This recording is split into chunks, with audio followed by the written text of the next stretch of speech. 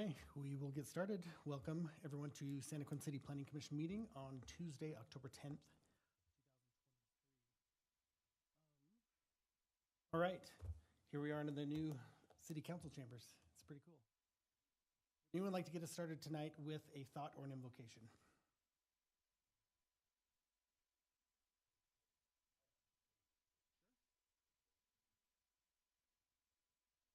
Everything in life you want if you will just help enough other people get what they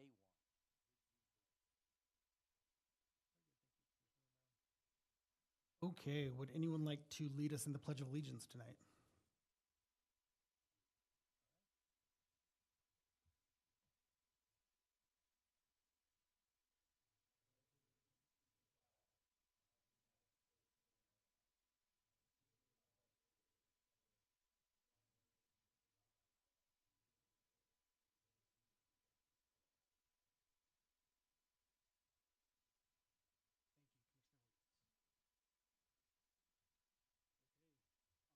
There in front of us, we have the agenda for tonight. So as usual, we'll start with public forum and then we'll move on to our one agenda item, which is a discussion on a potential code amendment regarding food trucks in town. And after that, we will wrap up with any other business we need to take care of, including minutes from our last two meetings. So with that said, I'm going to open the public forum tonight at 7:04. There's no members of the public here.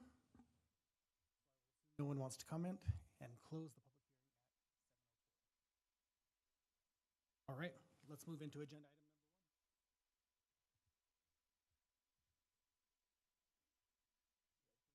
Yes, please.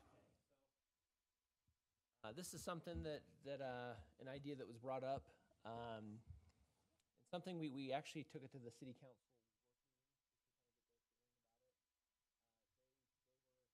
open-minded enough to the idea that they said, let's initiate a process, let's put some language together,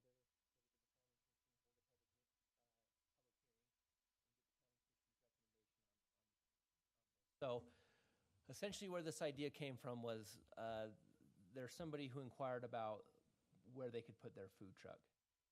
First off and say that there is no mention of food trucks in our code right now. But there is a lot of state code on food trucks and a lot of state code that kind of has trumped a lot of city codes so we have to be mindful of the state code and some of the flexibility that state code allows. The idea was brought up that maybe the city can provide a location where food trucks could be on more of a regular basis. Specifically, an idea was brought up that maybe the north end of Centennial Park, that stretch right there that's got a lot of gravel, kind of there by the pavilion, maybe that could be a location that's a little bit off the road. Parking for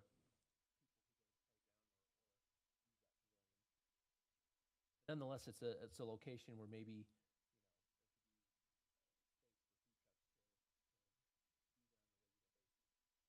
it's in a city park. It is on city property, which is a little bit unusual, but it's a way to.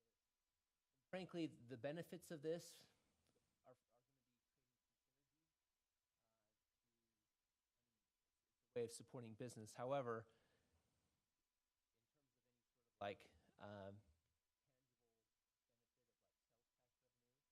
all depends on where the food truck has their business license. So, for instance, if somebody has a food truck and their business license is in Spanish Fork, and all the business that they do around is all that sales tax revenue is hypothetically going to go to Spanish Fork. Same thing here. If we have a food truck that has a business license in Santaquin, maybe business all over the county, state, or whatever, it would all come to Santaquin. So it's not necessarily, wow, this is something we can do and get some sales tax revenue. It just depends. But I think what you could say is it could create some synergy, bring more people to the park. People at the park could have access to any food trucks that are located there, like I say, on more of a regular basis. So yeah, Ryan's brought up a map there. You can see kind of where that little pine tree icon is. That's kind of what we've looked at. So with that, staff sat down together. We also, and when I say staff, we had planning staff. Also grabbed John Bradley from Community Services. As the more we looked into this, the more we said, well, what about this situation, or what about that's why we included John Bradley. We did also have legal take a look at it just to make sure that it wasn't anything glaring that we could or shouldn't do. So we have before you, if you want to bring up the draft, we put together some language, and this is not a proposed amendment per se. We drafted it in an ordinance so that it could easily be edited or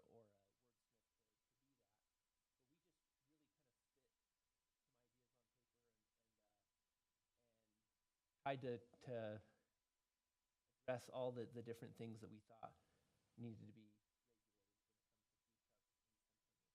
regulated that location. So maybe it's probably just easiest to read this to you. So we would put this in a section of code that's kind of by temporary uses, kind of by special event businesses, which would be for like a whole brand new section of code.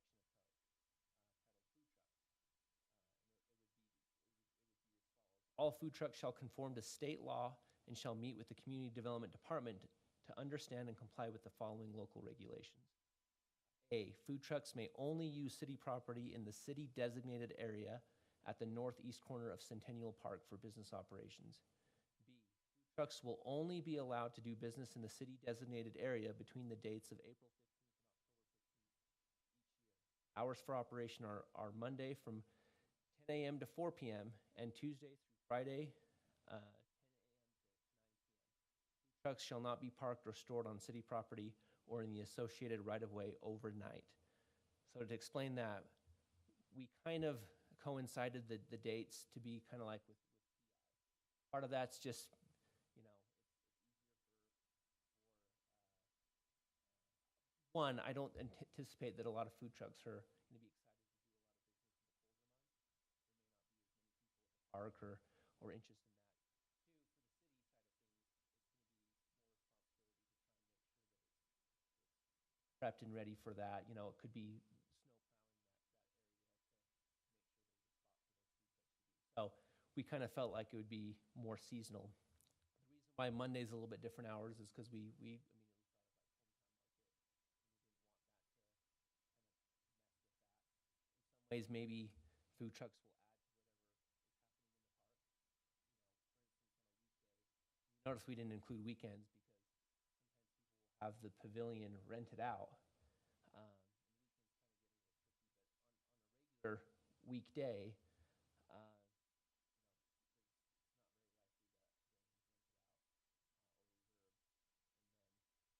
was, then I think hopefully there's an understanding, just like the park's not shut down for whoever's rented the pavilion. It's still a park and it's still public. And maybe in some cases people would love having food trucks around in their own personal events. C, the city at its discretion may require that a food truck leave the premises due to the following. And you can see this is kind of unfinished, and a lot of that was legal saying we need to make sure we have those. So you can see number 2, I've kind of left open-ended if there's more reasons that the city has. But obviously, the first one would be that the food truck does not meet the requirements described in this section. And then there may be other reasons that we want to articulate. Centennial Park Pavilion is available for customers to use as long as the pavilion is not already reserved for a private event. Additional sitting areas, umbrellas, tables, chairs, etc., that the food truck would like to set up are not allowed. Put that in there is there's a food truck on Main Street that's on private property, which is fine. But there's maybe an element of they're kind of spreading their wings and kind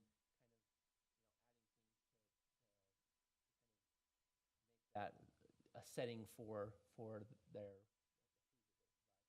I don't think we're interested in having them kind of take over the park and spread their wings in that same way. We have a pavilion there. We already have things there for them.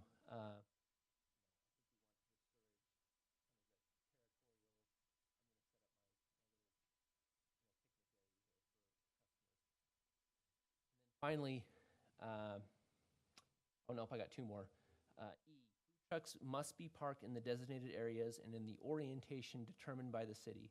Parking spots for the food trucks are available on a first-come, first-served basis unless otherwise determined by the city for a special event or purpose. Essentially, putting out there that we want them to park a certain way so that they fit better. We haven't decided what that was. That's why we kind of wrote it open-ended, side policy or kind of a side explanation that the community development department gives.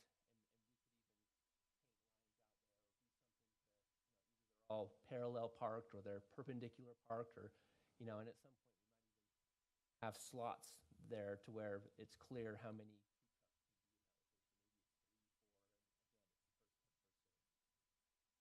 Finally, item F, food trucks shall not provide any additional signage than what is already on the food truck. Again,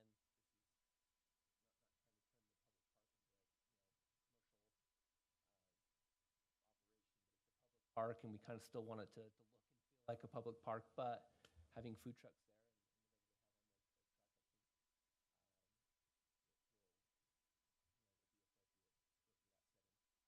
and so that's what we've got.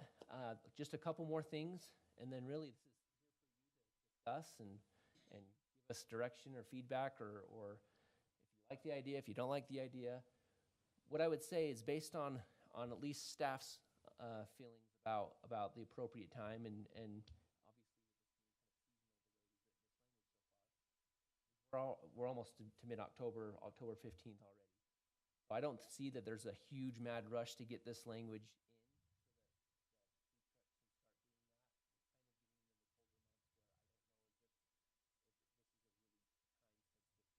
So this might be something you discuss. Either you hate the idea and say no, or you say, I'm open to it. Let's think about it, work through this, and maybe you take a few months, maybe you take 4 or 5 months until March, February, March next year in preparation for that. Again, if you agree with that thinking there, or maybe you love the idea so much that they're like, let's just do it right now.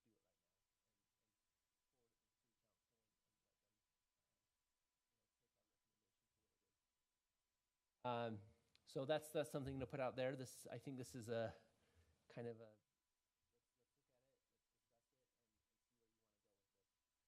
finally, the other thing that legal counsel brought up, which I think is also a good idea, is if you'd like, and you could recommend this, and the city council could consider this, is you could do something like a temporary ordinance to try this out.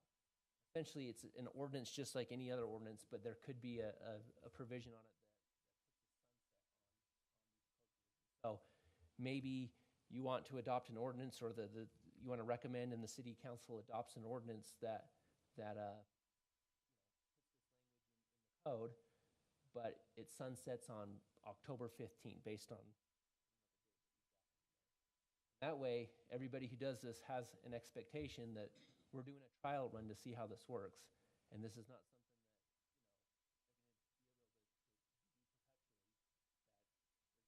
that on it, and then we can reevaluate and see whether it worked, whether we liked it, whether it was impactful, whether it was whatever we wanted to discuss on it to decide if we wanted to make it kind of a permanent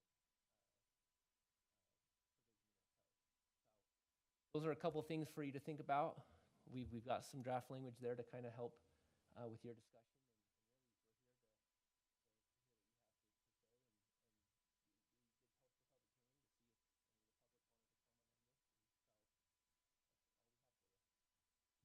Thank you very much for that introduction. We do have the public hearing tonight, so let's take care of that now. I will open the public hearing on this agenda item at 7:16. As I said before, there's no members of the public sitting in the audience tonight, but I should give anyone a chance to speak if they'd like to. All right, in that case, we will close the public hearing at 7:16, and we can move into discussion on this agenda item.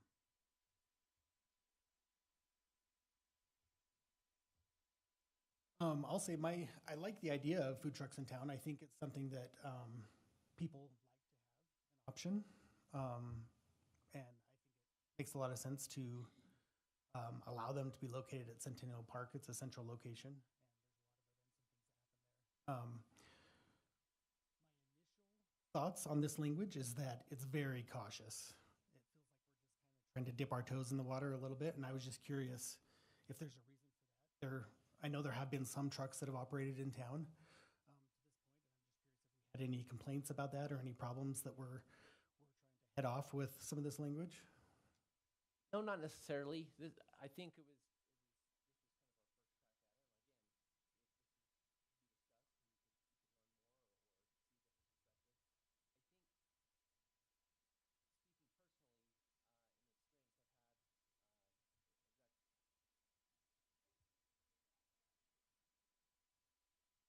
So, past experience that I've had with the previous city that I worked for, um,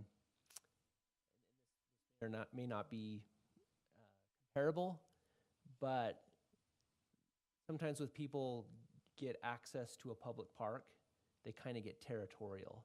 And so in the situation that I've dealt with, we had club soccer that started staking their claim for a section of a park, and they even painted lines, and they, anybody who came around, it was like, no, this is our practice field, stay away. Like, this is, it's like, well, no, this is a public park, anybody can use it. But that was something that was in the back of my mind with this, is if people get really used to, or businesses get really used to having their spot where they do business, that it might be kind of this is my territory.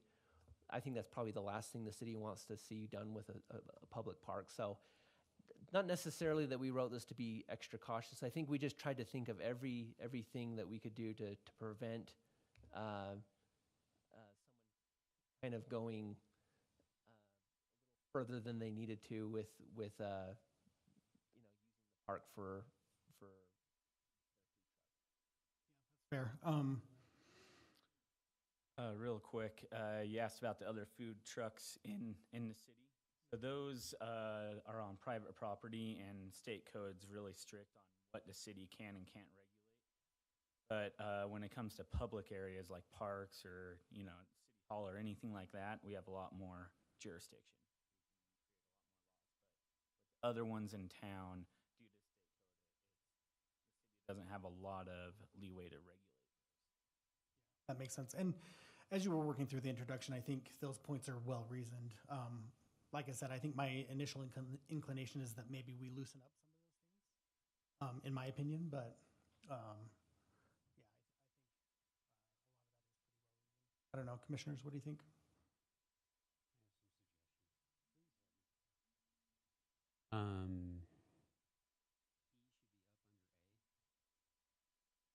Parking spots for the food trucks noted.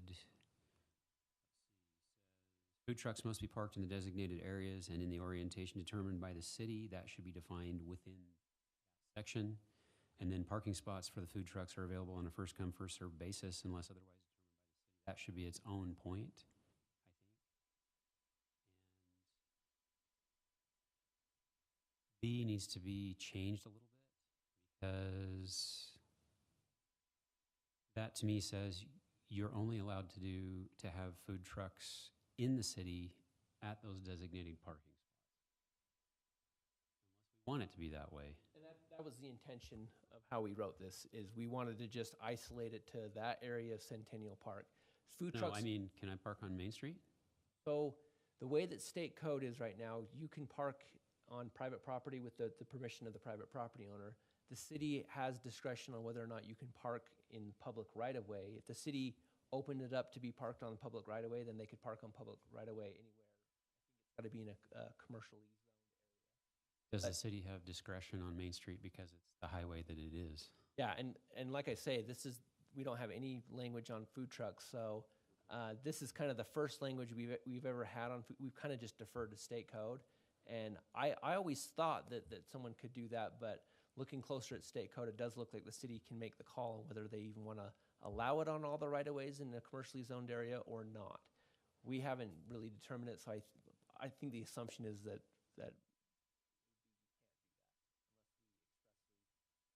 allowed that. That's my suggestion. And I also suggest that these microphones be fixed. We'll come around to that in other business. How about that? All right, food trucks. Okay. I think that's a good idea, have food trucks at the park. It's gonna be a big draw to things like Hometown Market and Harvest Days. But I also like the idea of this temporary ordinance with a sunset. We have no idea if this is gonna work or not. Let's try to do a trial basis and see if it's even worth having the city spend that kind of time, because it could end up a big headache. Maybe do a trial basis for about a year, and if it looks like it's gonna work, then have those. Well, and to your point, we kind of we're trying to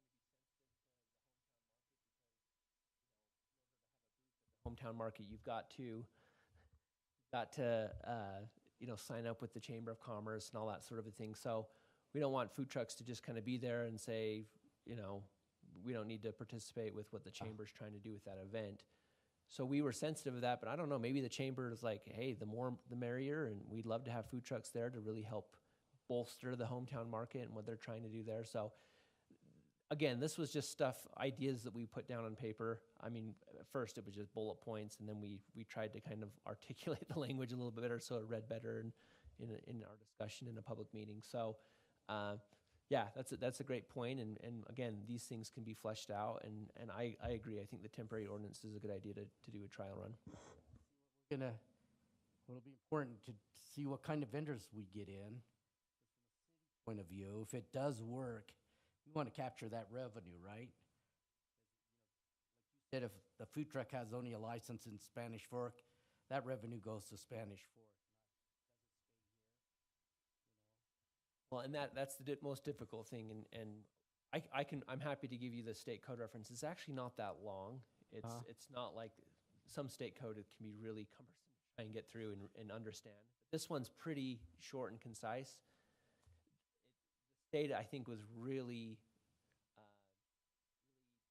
careful to not have cities overregulate in terms of business licensing and whether they had a business license. As long as they have a business license anywhere, that's good enough to the state, and the city can't really get in the middle of trying to regulate that. So as much as we'd like to try and capture that sales tax revenue, I think our hands are tied on trying to do that. I mean, it's just a balancing act then, I guess. The most important thing, if we attract more people into our community, yeah. Again, I would not base your opinion or your decision or recommendation on whether or not there's sales tax revenue that generate. There may or may not be. Again, I think the benefit would be that it creates a little bit more synergy in the park. It brings people to the park. It that sort of a thing. It's almost more of a community builder type of a thing than it is a tangible benefit of sales tax revenue or something like that. So is there, whoa, that's really close. Is there going to be like an application for the food trucks to apply and they'll get this, and then is that part of it where they see, okay, well, April 15th to October 15th, I can be here at this time to this time, and like they're aware of all this? Or is it just like any food truck can come in at these times and park? As long as there's a parking spot available, they can come. We thought a lot about that. Again, the state's pretty stringent on creating some sort of a mechanism for a business license or anything like that. That's why we wrote, so the first line, that's why we wrote it that way, is food truck shall conform to state law and shall meet with the Community Development Department to understand and comply with the following regulations. I think we want to encourage people to come and understand what this is that we're doing in Santaquin Park, and then once they come and do that, then they can have an understanding of it. So it's not really, I mean, we had it in there as, approved by the Community Development Department, but it's kind of like, we don't want to get sideways with state law where it's, they want to allow and encourage for food trucks to operate freely, but I think we still want to encourage them to come meet with staff and to Commissioner Waite's point, we don't know how the parking orientation could or should look. It may be something that we can articulate in this code, or it may just be something that when they come to the Community Development Department, we can say, this is how we've done it. And maybe it works, maybe it doesn't. And, if it's in code, then we have to amend the code, but if it's not in the code, then we can kind of change whatever handout that we give to them of this is how we're gonna park, this is where the options are. So it gives us a little bit of flexibility to work with it, but I think we've got the basic foundational regulations in here to make sure that it doesn't become detrimental to our public park. Sorry, is this on? Did you say this is under the temporary use permits? So it's its Or- own section, It's its it's own, next to okay. the temporary uses section, but this would be a whole new section of code. So food trucks would be all by itself, and really, like I say, the first 7, 8 words is kind of the key part here, is that it shall comply with state law. After that, this is the city, trying to open it up and regulate, as may be appropriate, something that's on city property. And I think, like Ryan said, we have a little bit more discretion since it's a city-owned Well, and my second thought is there gonna be parking signs that say this is for food trucks during this time? Yeah, so we'll that have to figure that out. Citizens can't park there in case a food truck Right. shows up not at 9 a.m. but at noon. That's a great point. These types Cars of in the things, way. we might have to work it out, and John Bradley suggested maybe we can paint, right now it's just a gravel area, but maybe we paint and we put up signage or something.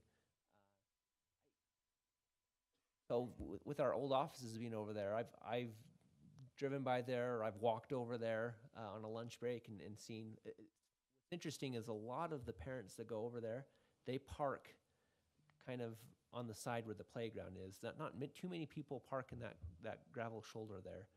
They usually park under the trees where the shade is. So I think it could be fine to work that way. I mean, we could put something up there so that, but at the same time, it's a public park. It's a first come, first serve. If someone's parked there, then you can find the person in the park and say, hey, can we work with you to move your car, and we'll give you a free churro. You know what I mean? I don't know. But that's a good point. There's going to be some things that we're going to have to kind of observe and work through and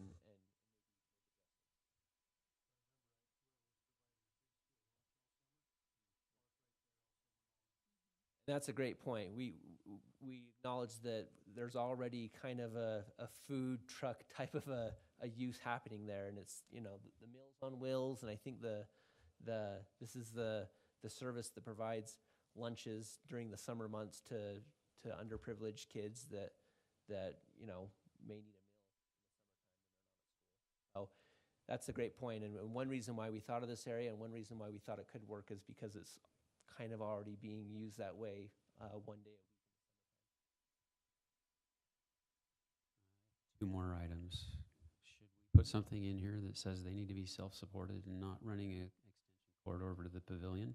on E, should we split out the special event or purpose and say if you're there during a special event or purpose, you must comply with the organization of that event? In other words, if they're coming to that summer one and the Commerce wants them to sign up, then they sign up. Can we Well, say anything like that, just so that they're part of it? That could get pretty complicated. The reason we put that in there is not necessarily a special event. It's a city special event. So, for instance, Orchard Days falls within that April 15th to October 15th. That would be a city special event that no food trucks can be there on a regular basis. That's set aside for Orchard Days and for whatever we use that area for. Might be rodeo parking or Monday night family night that we don't necessarily want food trucks that feel like they've got this entitlement to be there. That's what I mean. Can we say something like you must have permission to be there during a special event or purpose? Something along those lines, so that they have to get permission from the city if there is an event there, or get permission from the organizer of the event to be there. I think we're saying kind of the opposite. They're allowed there regularly, and unless the city tells them otherwise, they can be there. But if the city jumps in and says, for this special event or this special purpose, you're not gonna be able to park there. Right, so if there's a city special event, the city has to contact them all and say, you can't come here right now? Or do they have to get permission to be there when there's an event there? Which would then be able to say, have them come to you and say, can I be there during this event? You see what I'm saying? Do we word it so that they have to have permission if there's an event there? I think it's easier for us to post something that says food truck parking closed for this week or whatever. If we try and give them special permission, then that's going to be too hard. But I think if we can just post it and say that you can't be there that week or for this purpose, we have a water, leak right there that's closed it down, then we can do that. I think we're saying kind of the same thing. It's just you're wanting to have more coordination, proactive coordination, and we're kind of just saying proactive coordination gets really tricky and herd cats rather than we would just post it and say food trucks can't be here The green sign is out by the parking spot, you're good. If the red sign is Yeah. out there, don't come. It could be that. We could do the little Tucanos, thing where it's red or green, Yeah, whether yeah. they can be there or not. Tricky, especially if you're not having anyone, they're not registering for business license in town, right? Where is that contact being made? If there's enough interest, the city might have to develop something down the road, whether it's in, I don't know, a newsletter or something where we can reach out to people and say, hey, don't drive down from Salt Lake because it's not going to be open, during these days. It's tricky. I think this is the city's attempt to try and open it up for food trucks, but we don't want to create this in a way that's going to become like a big management, type of a thing where we've got to coordinate and figure that out. It's just like I think of it just like the park itself. There might be a special event or business where, the baseball field's being used. Otherwise, it's free for all. Anybody can go use the baseball field. They can go play on it. But if recreation has it, or if you know what I mean, I kind of think of it like that. That it's there for you unless it's not. So could we put a web page off from the Santaquin.org that's a calendar that has the red days on it? And so they could, like if they are in Salt Lake, they could say, hey, it's red here, I can't go down there. That's why it becomes so important to have that trial basis to see what works and what doesn't work, There's a lot of And issues that are going to pop up that we're probably not even thinking about. I wonder if we don't do it as a seasonal thing, because there might be donut and hot chocolate trucks that would want to go there all year. So maybe we open it all year for the first year, see what kind of interest we get within winter months, and then put that sunset on for next October and just see if. Yeah, we could do that. Like I say, I think the thing for me is once we have it open in the winter, and you're right, there may be hot chocolate or something like that would do. But I think the last thing we want to do here is overburden an already very busy department in Public Works to make sure that the area is prepped, that it's snow plowed, that it's, that we have. I mean, I think the comment about the hookups and power is a good one because, frankly, it might just be there's no power connections here. You just got to bring your own generator to make this work. That was something I didn't describe. The reason our parks actually stay open till 10 o'clock p.m., but we put it at 9 because we wanted to be sensitive to if someone's got a generator that's going, we don't want much noise for any neighbors around Centennial Park much longer, after 9 o'clock. If I could say one more thing that I didn't mention, this was an idea that was thrown out. Staff is completely indifferent.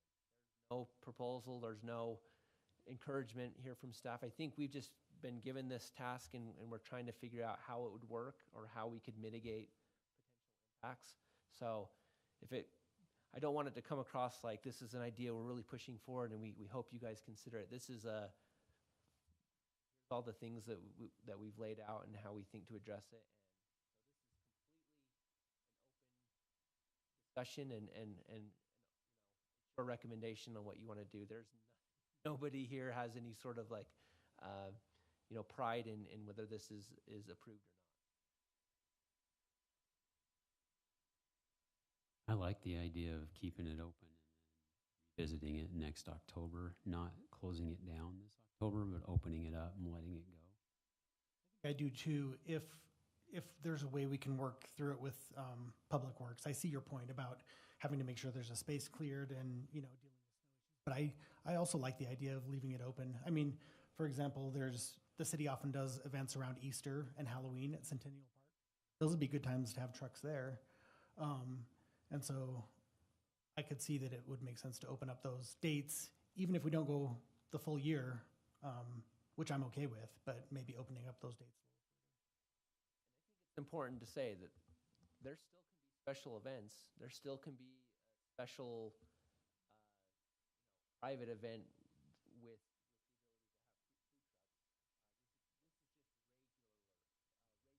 This is just regular availability for food trucks. So, I mean, we have the holidays in December, which are probably going to have those types of things. So it's not just no food trucks during the colder months. It's more of a parking spots open on a regular basis.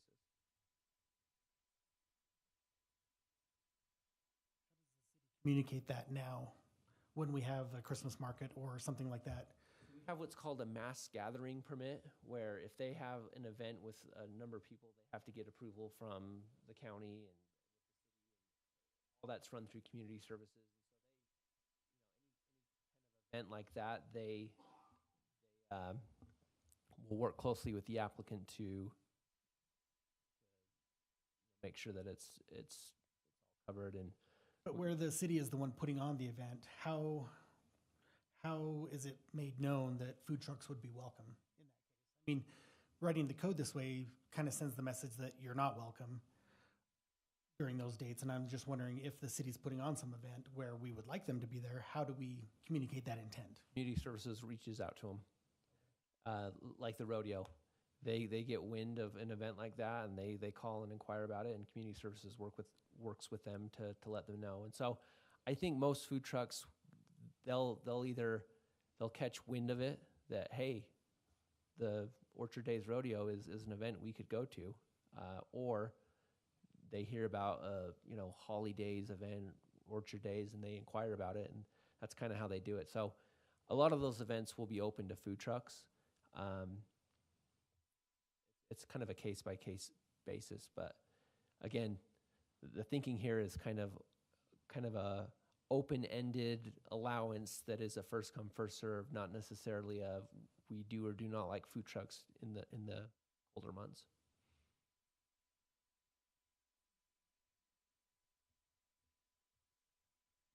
We've had some good discussion. Is anyone, what are the general feelings on this?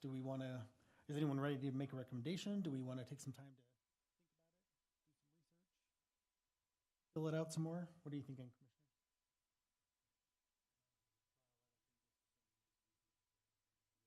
Commissioner? Yeah. Do the trial basis and see how that comes out at the end.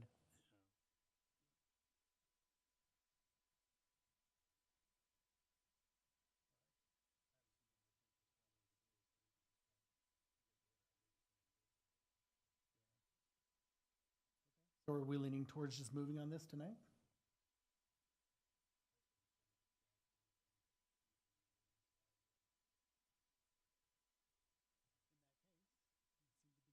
That way, do we need to have any further massaging of language before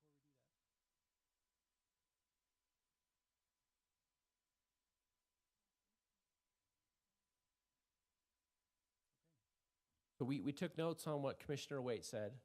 If you want to make a motion, we can kind of help you remind you what he said and Go over what he said, or? Yeah, why don't you review it Okay. for us? That'd be good. So, parking should be, the parking area should be explained, kind of where the parking stalls are gonna be and how they're gonna be parking. That should be explained. No extension cords or anything like that going to the pavilion. Talking about either permission, must have permission for an event or a calendar on the website, discussing when they can come or can. And then just opening it up year-round the first year. General consensus was that we wanted to lean towards having this sunset. Oh, yeah, and the sunset. That Ryan just read, I don't see as necessarily, I mean, there's a section E should be up underneath A. We can do stuff like that. A lot of what Ryan said, I think the extension cords, generators, we can put some language in there. But other than that, Discussion items for when they yeah, talk about yeah, it. yeah.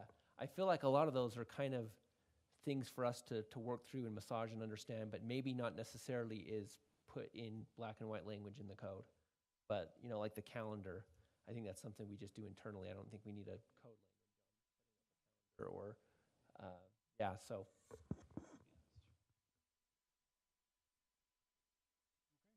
Everyone feel good about it? Anyone ready to make a motion to make a recommendation to the city council? Not used to having to look both ways.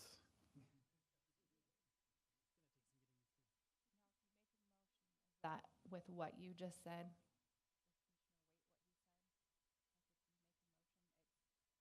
Talking of.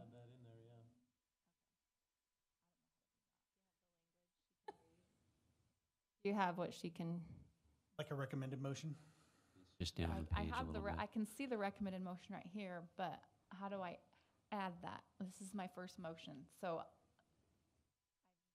if I think just you read that, could read that. If I were you, and you can say, that's good, that's my motion. What you might want to do is you'd say, I make a motion to recommend approval of the proposed language that would create provisions for food trucks in Centennial Park with the addition of the points that Commissioner Waite went over. And Okay, well- Ramirez. And Well, I guess that's the thing, is we have the points, we just read over what he said. Along with everyone else, we're not quite sure which points you're talking about, so. Huh?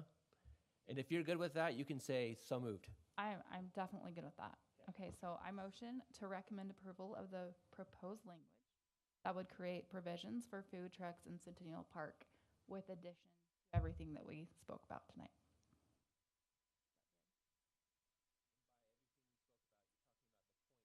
Yes, the points that we just went over, yeah, yep.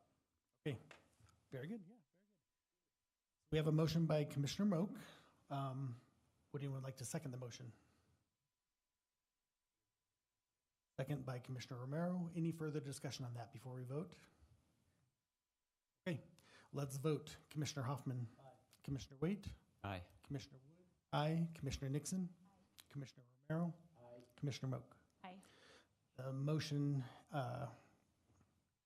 carries, is approved, and it's unanimous. So we're sending a positive recommendation to the city council, and it's unanimous.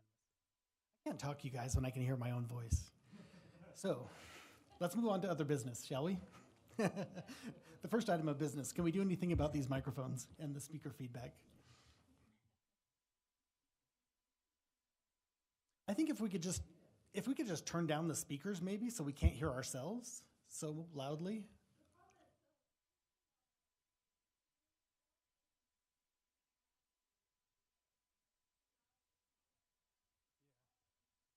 Start wearing earplugs.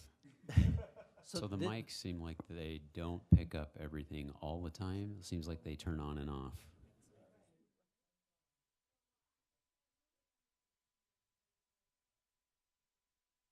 So that's why Emily, nod and- at the beginning of the meeting, said that you almost need to be like swallowing the microphone to make sure it picks you up, because, and we all get comfortable, we slouch back a little bit, and then it kind of gets choppy.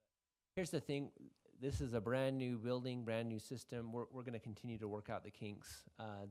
City council and mayor obviously already experienced this and have given some feedback. So we're going to continue to try and massage these things out so that it's more seamless. And I mean, these are the same microphones we had in the last building. It just might be some tweaking or a piece in the microphone to make it a little bit more sensitive to pick up your voice, so that you're not having to be right on top of it. So we're Cool. Okay. We need to approve minutes from our last two meetings. The first one was on September 12th, 2023. Do we need to have any discussion on the minutes from September 12th? before we vote to approve?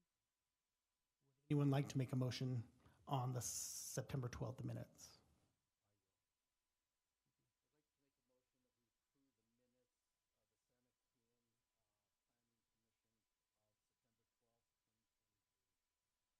Commissioner Romero, would anyone like to second?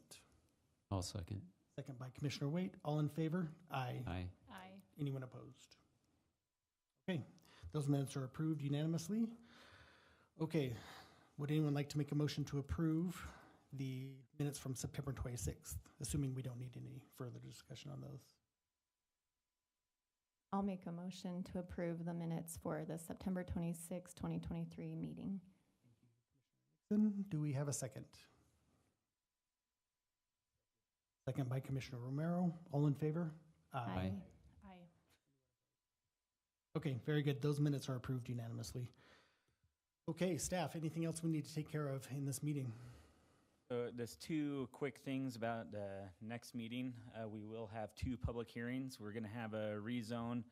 It's south of the Holiday Oil. Somebody's wanting to change their zone from MSR to MSC.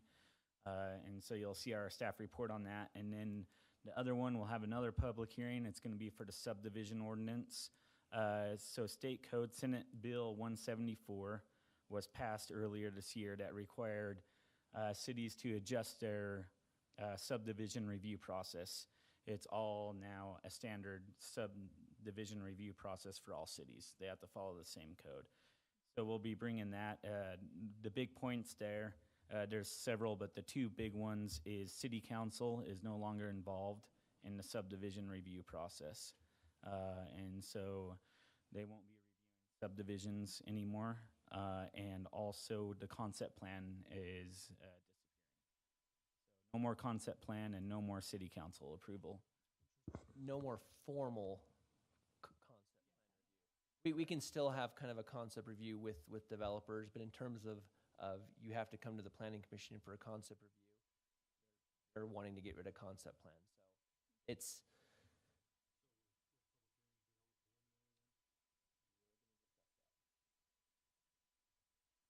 So yeah, in state code, they call it now a pre-application, and they can still request one. We just can't require it. And we have to have a meeting within 15 days. We'll discuss that a little bit more in the next meeting. And then the last item is Planning Commission now is going to be the land use authority for the preliminary subdivisions, because City Council will no longer be involved. Yeah, you guys will be the deciding body for preliminary applications. For subdivisions of all sizes. Okay. we'll go through all the details, but yeah, there's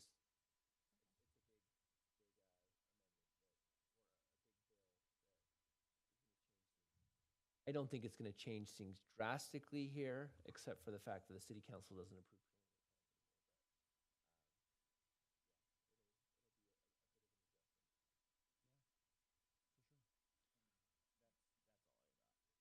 Ryan.